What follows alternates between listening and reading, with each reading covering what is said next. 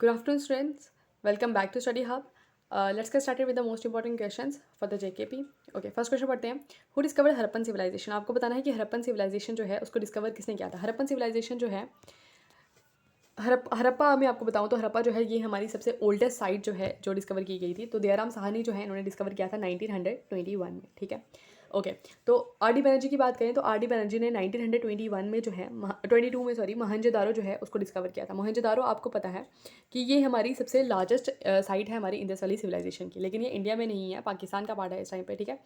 अमरिंद्रनाथ की बात करें अगर हम तो अमरिंद्रनाथ वो हैं जिन्होंने राखी गढ़ी को डिस्कवर किया है. राखी गिरी जो है ये हमारी इंडिया की सबसे बड़ी साइट है जो हरियाणा में है. ठीक है, ये बात भी याद रखना. और ये 1997 में जो है इन्होंने इसको डिस्कवर किया था. ठीक है. और जॉन मार्शल की बात करें तो ये इंडस वैली जो टर्म है, ठीक है, इंडस वैली सिविलाइजेशन जो है टर्म जो है किसने दी थी, ये हमारी इंडस वैली सिविलाइजेशन ये टर्म जो है ये जॉन मार्शल ने दी. ठीक है, ये बात रखना. नेक्स्ट देखेंगे who is known as a father of Indian railways. आपको बताना है कि इंडियन रेलवेज के फादर जो है वो किनको बोला जाता है. तो फादर ऑफ इंडियन रेलवेज जो है वो बोला जाता है लॉर्ड डलहौजी को. तो लॉर्ड डलहौजी ने जो है यहाँ पर रेलवेज इंट्रोड्यूस कराई. इसके अलावा जो है इन्होंने बहुत काम किए हैं. इसके अलावा इन्होंने इंडियंस को अलो किया कि इंडियन सिविल सर्विसेज में इंडियंस को अलो करने वाले जो थे वो कौन थे, लॉर्ड डलहौजी थे. ठीक है. इसके अलावा इन्होंने पोस्टल सर्विसेज जो हैं वो भी इंडिया में इन्होंने स्टार्ट कराई. इसके अलावा जो है डॉक्ट्रिन ऑफ लैब्स जो है, डॉक्ट्रिन लैब्स जो है जिसको हम हड़प नीति कहते हैं, वो भी किसने इंट्रोड्यूस करवाई थी, लॉर्ड डलहौजी ने करवाई थी. ठीक है. नेक्स्ट देखते हैं लॉर्ड कैनिंग की बात करें तो लॉर्ड कैनिंग जो थे ये हमारे वाइसराय थे जिस टाइम पर हमारी 1857 की रिवॉल्ट हुई थी. उस टाइम पर हमारे लॉर्ड कैनिंग जो थे वो वाइसराय थे. इसके अलावा लॉर्ड कैनिंग जो है ये हमारे फर्स्ट वाइसराय भी हैं. ठीक है, फर्स्ट वाइसराय हैं क्योंकि आपको पता है कि 1857 की रिवॉल्ट से पहले जो है गवर्नर जनरल हुआ करते थे. ठीक है. फिर 1857 के बाद जब यहाँ पर जो है क्राउन रूल आ जाता है तो उस टाइम पे पहले वाइसराय बनाए जाते हैं जो कौन थे, लॉर्ड कैनिंग थे. ठीक है, ये याद रखना. उसके बाद लॉर्ड डफरिन की बात की जाए तो जिस टाइम पर हमारी इंडियन नेशनल कांग्रेस की फॉर्मेशन होती है उस टाइम पे हमारे 1885 में होते हैं ना इंडियन नेशनल कांग्रेस की फॉर्मेशन, उस टाइम पर कौन थे, लॉर्ड डफरिन जो थे वो वाइसराय थे. और लॉर्ड कर्जन की बात करें तो 1905 में आपको पता है कि पार्टीशन ऑफ बंगाल होता है, उस टाइम पे हमारे वाइसराय कौन थे, वो लॉर्ड कर्जन थे. ठीक है. ओके, ये सारे याद रखना है कि वाइसराय पूछे जाते हैं. अच्छा, व्हाट इज़ सेजिटेरियस ए. आपको बताना है सेजिटेरियस ए जो है वो क्या है. तो ये न्यूज़ में भी था काफ़ी और ये मैंने 2-3 पेपर देखे उसमें भी आया था सेजिटेरियस ए के बारे में. तो सेजिटेरियस ए जो है वो क्या है, ब्लैक होल का नाम है. मिल्की वे, देखो हमारी गैलेक्सी जो है वो क्या है, मिल्की वे गैलेक्सी है. ठीक है. और हर एक गैलेक्सी के अंदर जो है माना जाता है कि वहाँ पर क्या है, एक ब्लैक होल है. ठीक है. और जो मिल्की वे का ब्लैक होल है वो उसका नाम क्या है, सेजिटेरियस ए रखा गया है. ठीक है. ओके.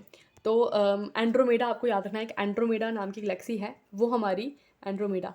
एंड्रोमेडा जो है वो नियरेस्ट गैलेक्सी है मिल्की वे के. ठीक है. मिल्की वे के नियरेस्ट गैलेक्सी कौन सी है, एंड्रोमेडा. ठीक है. ओके. तो गैलेक्सीज आपको समझ आ गई. गैलेक्सीज में क्या है, बिलियंस ऑफ द स्टार्स हैं, इसके अलावा कॉमेट्स हैं, एस्ट्रॉइड्स हैं, प्लैनेट्स हैं, है ना. तो वो गैलेक्सी होगी. एस्ट्रॉइड क्या होते हैं कि कुछ रॉकी सबस्टांसेस होते हैं हमारे जो हमारे सोलर सिस्टम में घूम रहे हैं, अराउंड द सन जो है वो घूम रहे हैं यहाँ पर. आपको पता होगा मार्स और जुपिटर जो है इन दोनों के बीच में कैपिलर्स बेल्ट है, वहाँ पे मैक्सिमम में एस्ट्रॉइड्स देखने को मिलते हैं. ठीक है. और स्टार्स तो आपको पता ही है और ब्लैक होल मैंने बता दिया. ठीक है. नेक्स्ट देखिए सेजिटेरियस ए नाम याद रखना. Okay. Kaveri is originated from. आपको बताना है कि कावेरी जो है वो रिवर कहाँ से ओरिजिनेट होती है. पेनिनसुला इंडिया की जो है रिवर है कावेरी. ठीक है. और कावेरी जो है वो ओरिजिनेट होती है हमारी कहाँ से, ब्रह्मगिरी हिल्स से. ब्रह्मगिरी हिल्स कहाँ पर है, कर्नाटका में. ठीक है, कर्नाटका में है. और यहाँ से जाकर गिर जाती है कहाँ पर, बे ऑफ बंगाल में. ठीक है. ओके. ओके. सिहावा जो है, सिहावा की बात की जाए तो सिहावा हमारा छत्तीसगढ़ में है. ठीक है, छत्तीसगढ़ में है. और यहाँ से जो रिवर ओरिजिनेट होती है वो कौन सी है, महानदी. ठीक है, महानदी. महानदी के ऊपर आपको पता होगा कि हीराकुंड डैम है जो हमारे, हीराकुंड डैम जो है वो हमारा सबसे बड़ा अर्थन डैम है इंडिया का. ठीक है, ये नाम याद रखना. उसके बाद नेक्स्ट देखते हैं हम त्रिम्बक हिल्स. ठीक है, त्रिम्बक हिल्स जो है कहाँ पर है, महाराष्ट्र में है. ठीक है, महाराष्ट्र. और यहाँ से जो रिवर निकलती है वो कौन सी निकलती है, वो निकलती है हमारी गोदावरी. ठीक है, गोदावरी. ये कहाँ पर है, नासिक में है. ठीक है, वहाँ से निकलती है हमारी गोदावरी रिवर जो कहाँ पर जाकर गिर जाती है, बे ऑफ बंगाल में. महाबलेश्वर की बात की जाए तो यहाँ से निकलती, ये भी महाराष्ट्र में है, यहाँ से निकलती है हमारी कृष्णा रिवर. ठीक है. तो ये सारे नाम आपको याद रखना. ठीक है, एक बार फिर से देख लेते हैं. महाबलेश्वर से निकलती है कृष्णा रिवर, त्रिम्बक हिल से निकलती है हमारी, ये भी महाराष्ट्र में है, यहाँ से निकलती है गोदावरी रिवर. ठीक है. और गोदावरी रिवर जो है ये हमारी इंडिया की सेकंड लॉन्गेस्ट रिवर है. और अगर हम बात करें पेनिनसुला इंडिया की तो ये सबसे साउथ की सबसे बड़ी रिवर है हमारी गोदावरी. ठीक है. और इसका सिहावा से छत्तीसगढ़ में है और यहाँ से निकलती है हमारी महानदी रिवर. और ब्रह्मगिरी हिल्स जो है यहाँ से निकलती है हमारी कौन सी, कावेरी रिवर. इसका आंसर क्या है, कावेरी, ब्रह्मगिरी हिल्स. ठीक है.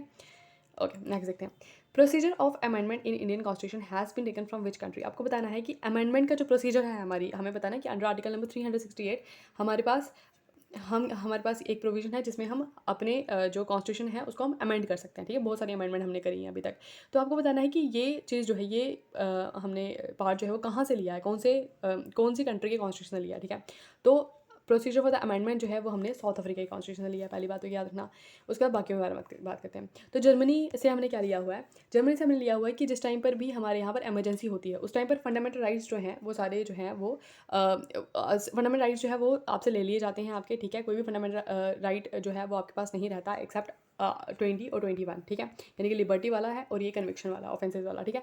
तो ये दो आपके पास फंडामेंटल राइट्स रहते हैं, बाकी सारे फंडामेंटल राइट्स जो है वो आपसे छीन लिए जाते हैं। तो ये हमने कहाँ से लिया है, ये हमने लिया है जर्मनी से, ठीक है। ड्यूरिंग इमरजेंसी ऐसा होता है। अच्छा, अगर हम कनाडा की बात की जाए तो कनाडा से हमने क्या लिया हुआ है, कनाडा से हमने लिया है डिवीजन ऑफ द पावर, ठीक है। जिस तरह से हमारी डिवीजन है पावर की, सेंटर में, स्टेट में, है ना, और अलग अलग तरीके से पावर में डिवाइड किए हुए हैं, ठीक है। उसके बाद अगर हम बात करते हैं कनाडा से और भी हमने कुछ लिया है, federation with a strong centre, ठीक है। ये सारी छोटी छोटी बातें हैं, ये आपको याद रखनी है। Federation with a strong centre जो है वो भी हमने कनाडा से लिया है। इसके अलावा गवर्नर का जो अपॉइंटमेंट है वो भी हमने कहाँ से लिया है, कनाडा की कॉन्स्टिट्यूशन से लिया है, ठीक है। ऑस्ट्रेलिया की बात करते हैं तो ऑस्ट्रेलिया से हमने क्या लिया हुआ है, ऑस्ट्रेलिया सबसे पहले हमने ली है कॉन्करेंट लिस्ट, ठीक है। आपको पता होगा कि हमारे जो है जैसे डिवीजन ऑफ द पावर है स्टेट में, सेंटर में, अलग अलग हमने सब्जेक्ट्स जो हैं वो डिवाइड किए हुए हैं, ठीक है। कुछ सेंटर के पास है, कुछ स्टेट के पास है, और जो सेंटर और स्टेट दोनों जिस पे लॉज बना सकते हैं वो है कॉन्करेंट लिस्ट। और कॉन्करेंट लिस्ट हमने कहाँ से ली है, ये हमने ऑस्ट्रेलिया कॉन्स्टिट्यूशन से ली हुई है, ठीक है। और इसके अलावा जॉइंट सिटिंग जो है वो अभी हमने कहाँ से ली है, वो भी हमने ऑस्ट्रेलिया के कॉन्स्टिट्यूशन से लिया। अब जॉइंट सिटिंग क्या होती है, देखो कोई बिल जो है वो इंट्रोड्यूस होता है अगर हमारा, ठीक है, पार्लियामेंट में कोई बिल इंट्रोड्यूस हुआ, अगर कोई ऐसा बिल होगा जिसके ऊपर कोई ऑर्डिनरी बिल की बात कर रहे हैं, अगर जिसमें राज्यसभा और लोकसभा जो है वो दोनों सहमत नहीं, मतलब एक हाउस जो है वो उसको मान रहा है उस बिल को, लेकिन दूसरा जो है वो उसको पास नहीं कर रहा, तो वहाँ पर जॉइंट सिटिंग जो है वहाँ पर हो सकती है। दोनों हाउसेज को जो है प्रेसिडेंट जो है वो जॉइंट सिटिंग बुला सकता है। तो ये हमने प्रोविजन कहाँ से लिया है, ये हमने ऑस्ट्रेलिया कॉन्स्टिट्यूशन से लिया हुआ है, ठीक है। इसके अलावा आपको पता होगा कि जो हमारा प्रेम्बल है, प्रेम्बल जो है ये हमने कहाँ से लिया है, ये हमने यूएसए के कॉन्स्टिट्यूशन से लिया है। लेकिन प्रेम्बल की जो लैंग्वेज है वो हमने कहाँ से लिया है, वो भी हमने ऑस्ट्रेलिया के कॉन्स्टिट्यूशन से ली हुई है, ठीक है। नेक्स्ट देखते हैं, uniform civil code is under which article of the Indian constitution. तो कुछ इंपॉर्टेंट आर्टिकल्स हैं वो आपको अच्छे से याद होने चाहिए। तो यूनिफॉर्म सिविल का कोड का मतलब होता है कि एक यूनिफॉर्म कोड होगा हर एक बंदे के लिए, तो वो आर्टिकल नंबर 44 में लिखा हुआ है यूनिफॉर्म सिविल कोड के बारे में। तो पहली स्टेट जो है गोवा है, वहाँ पे यूनिफॉर्म सिविल कोड जो है पूरी तरीके से इम्प्लीमेंटेड है, ठीक है। आर्टिकल नंबर 24 की बात की जाए तो यहाँ पर बात की जाती है किसके बारे में, यहाँ पर बात की जाती है कि हमने क्या करना है, प्रोहिबिट करना है कि छोटे छोटे बच्चे होते हैं उनको हमने क्या करना है, उनको अपने फैक्ट्रीज़ में, माइंस में वगैरह इन सब काम में जो है हमने उनको नहीं लगाना। चाइल्ड लेबर की बात करते हैं यहाँ पर, चाइल्ड लेबर की, ठीक है। मतलब कि जो जहाँ पर टॉक्सिक काम होता है, यानी कि अगर हम बात करें फैक्ट्रीज़ की या फिर माइनिंग की, वहाँ पर जो है छोटे बच्चों को नहीं लगाना है, ठीक है। तो ये आर्टिकल नंबर 24 के अंदर लिखा हुआ है, ठीक है। आर्टिकल नंबर 51 की बात की जाए तो आर्टिकल नंबर 51 के अंदर जो है वो इंटरनेशनल पीस की बात की गई है, ठीक है। इंटरनेशनल पीस जो है हमने बना के रखनी है, ठीक है। किसी भी कंट्री के साथ कॉन्फ्लिक्ट है, हमने यही सोचना है कि वहाँ पर हमारे साथ क्या हो, पीस बना रहे, ठीक है। और आर्टिकल नंबर 52 की अगर हम बात करें तो आर्टिकल नंबर 52 जो है वो बताता है हमारे प्रेसिडेंट के बारे में, ठीक है। प्रेसिडेंट जो है वो हमारा हेड होता है स्टेट का, ठीक है, ओके। और इसके अलावा प्रेसिडेंट को हम इलेक्ट कैसे करते हैं वो बात कर लेते हैं कि प्रेसिडेंट का इलेक्शन जो है वो किस तरह से होता है।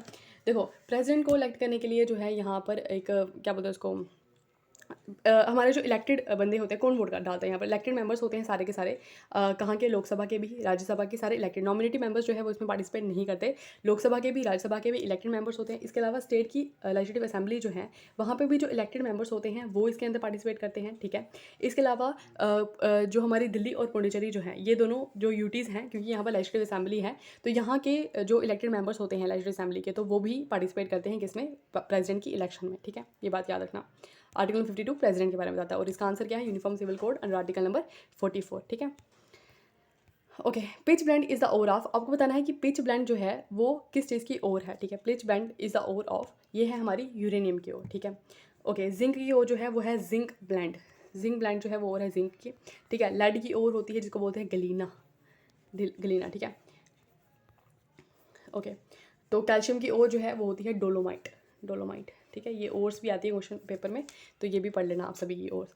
ऐसा यूनिट होती है नेविगेशन, ठीक है। अब नेविगेशन का भी एक ऐसा यूनिट होता है, ठीक है। नेविगेशन का ऐसा यूनिट होता है वो नॉटिकल माइल होता है, ठीक है। आपको पता होगा कि हम बात करते हैं, जब हम बॉर्डर्स की बात करते हैं तो आपको पता होगा कि हमारे पानी के अंदर भी कुछ बॉर्डर हैं, मतलब कि अगर हमारा कुछ एरिया जो है, यानी कि 12 नॉटिकल माइल जो है वो हर एक कंट्री को बोला गया है कि आपके कंट्री से, जैसे हमारा जो है पेनिनसुला, हमें पता है कि हमारा 3 साइड से पानी से घिरा हुआ, अब हर एक जगह से 12 नॉटिकल माइल तक जो एरिया होगा वो हमारा क्या होगा, वो हमारे अंडर होगा, ठीक है। बाकी हर एक कंट्री का इस तरह से होता है, ठीक है।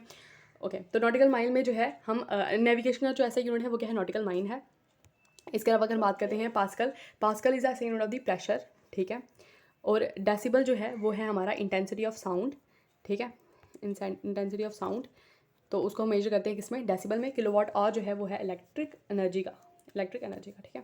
और नेविगेशन को जो है हम मेजर करते हैं किसमें, नॉटिकल माइल्स में, ठीक है।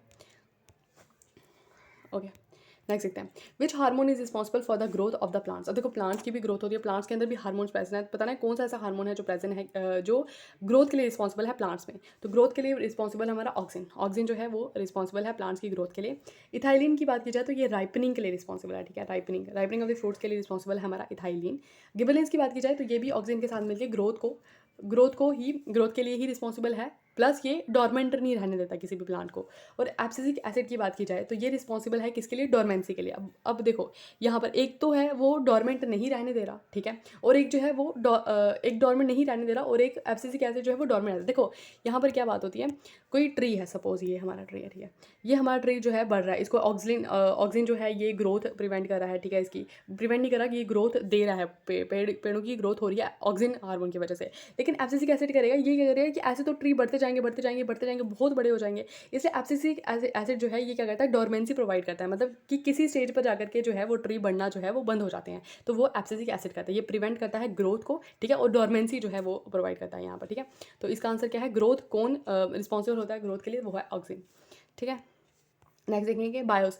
बायस इज स्टोर्ड इन, आपको बताना है बायस is the basic input output system, ठीक है। तो ये कहाँ पर स्टोर होता है, ये स्टोर होता है हमारा रोम में, ठीक है। रैम और रोम जो है ये दोनों ही हमारी प्राइमरी मेमोरीज होती हैं, ठीक है, और CD और मेमोरी कार्ड जो है ये हमारी सेकेंडरी मेमोरीज होती हैं। RAM is random access memory और ROM is read only memory, ठीक है। तो ये रोम जो है ये हमारी नॉन वॉलेटाइल है, यानी कि ये अगर हमारी मतलब पावर ऑफ भी हो जाती है उस वक्त भी डाटा जो है वो हमारा इरेज नहीं होता, लेकिन रैम के अंदर जो है वो डाटा इरेज हो जाता है। और बायोस जो है वो कहाँ स्टोर होता है, वो हमारा रोम में स्टोर होता है, ठीक है। So I think that is the last question. तो आपको क्वेश्चन समझ आए होंगे, ठीक है। तो आज के लिए बस इतना ही, बाकी वाले नेक्स्ट करेंगे हम बाद में, ठीक है। तब तक के लिए bye bye, have a nice day.